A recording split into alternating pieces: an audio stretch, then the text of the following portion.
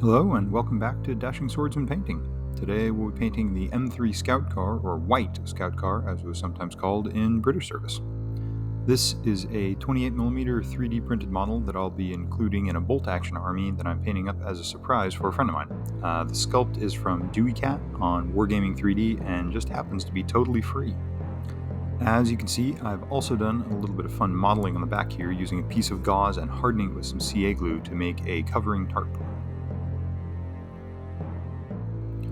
Let's start with the primer. I'm using an olive green primer through an airbrush. You can use any primer color you like, of course, and since we'll be going over it with an opaque base coat, make sure you give it good thorough coverage all around, including this inside and recessed details to make sure that your paint has a place to stick. This was one of my very first 3D printed models. If you're also new to 3D printing, it's super important to make sure that before even applying a primer, you have fully washed and cured your 3D printed model under UV light and then let it dry completely. Now, I'm not sponsored on this channel, so I feel like I get to recommend whatever I want to. And recently, I finished a great book, a further deep dive into Easy Company with Beyond Band of Brothers by Major Dick Winters. And I highly recommend it to anyone with an interest in the World War II historical period. He goes a lot deeper into his personal, individual experiences and talks a lot about the hardships and even some of the shortcomings of the men that he served with, that a lot of which got glossed over in the TV show. I think it really helped humanize a lot of what had previously been to me just characters in what could have been a scripted show. It was such a good show. I had gotten this book free on Audible, and I had also seen it through my local library, so the bar to acquisition is pretty low. It's been in print for a long time and should be pretty easy to find. It's not an incredibly long read or listen, and if this is one that you also have read and enjoyed, please make some recommendations to me that I can read and pass on in future videos. Anyway.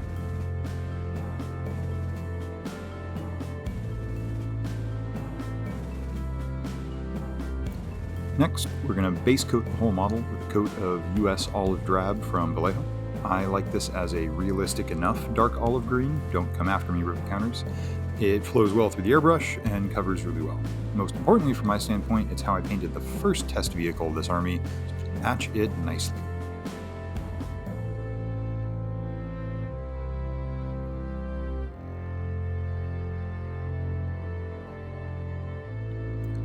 Next, we'll base coat the metals of the gun parts and some of the details like the tool heads using German gray from Vallejo. It's one of my favorite paints for things like this because it visually sells as black, but still takes a wash well enough to get some good visual contrast.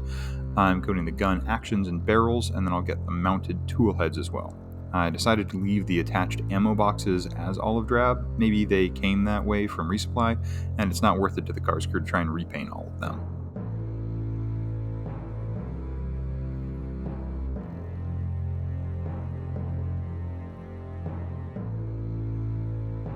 To bring out some of the highlights from the very dark metals and sell the fact that they see a lot of use, I'm going to use a gentle dry brush of lead belcher from the top down.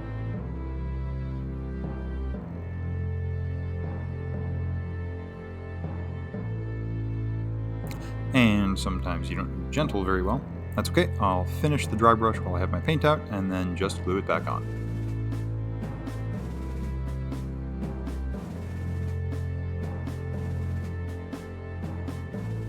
Next, I'll paint the rubber tires of the wheels with dark rubber from Vallejo.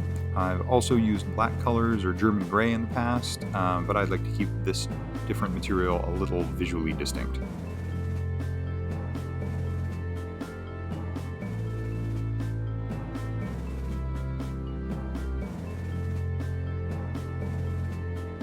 Next, on to getting the decals ready. Cut each decal that you want to use out of its sheet and make sure that the size and position are right on your model. I like to set the decal on top of a soaked paper towel and then put a couple extra drops of water on the top. And that'll make sure that the moisture gets all the way through and into the backing paper, and I'm not worried about a tiny decal going floating away in a bowl of water.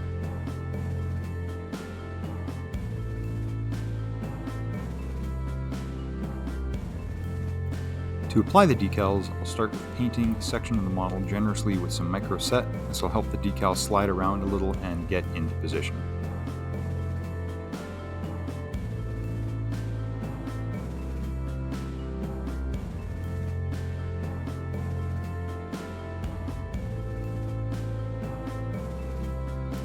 Then take the decal on a wet brush and gently slide it off of the backing paper onto the prepared section. Patience is key here.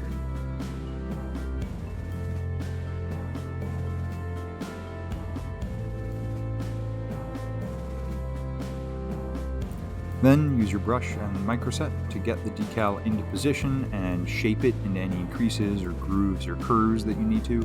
Once it's in position, use the brush to absorb any of that extra liquid so the decal doesn't accidentally float and slide out of position.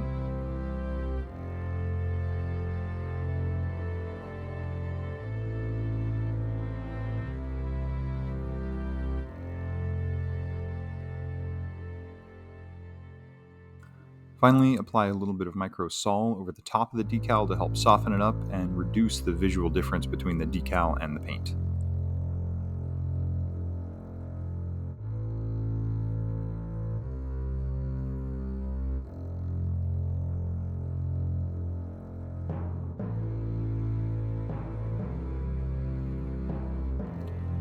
To differentiate the cloth, I used Vallejo khaki paint off of a paintbrush to give the idea that someone was trying to sort of match US material colors, but through manufacturers and wear and tear, it definitely looks different than the car. It might be more in line with sort of the early war khaki uniforms and cloth that may have been issued.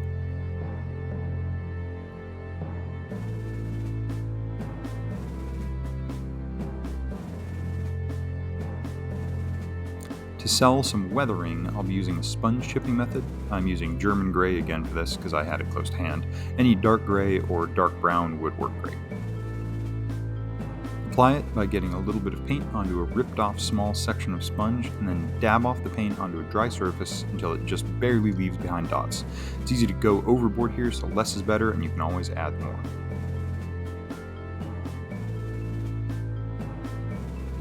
Tap the sponge against the parts of the vehicle where you want your chipping. I like to try and imagine the spots that would realistically get the paint damaged: the fenders behind the wheel, the running boards, and the tops of the doors and back where the guys are jumping over it, that kind of thing.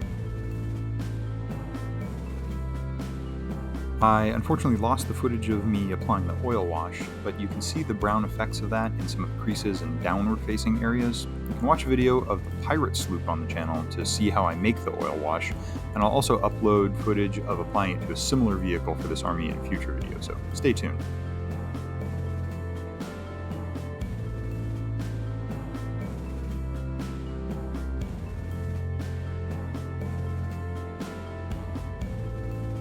And with that, I decided to call it done for this vehicle. I think it turned out pretty well and will help reclaim the battlefields of Northwest Europe alongside the American airborne troops that I'm painting up for this army.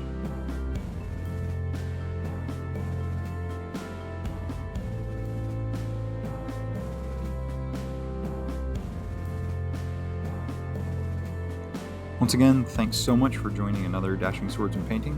Feel free to check out the Instagram for more pictures and videos of painting projects, and let me know what you'd like to see in the future. Good luck and have fun painting!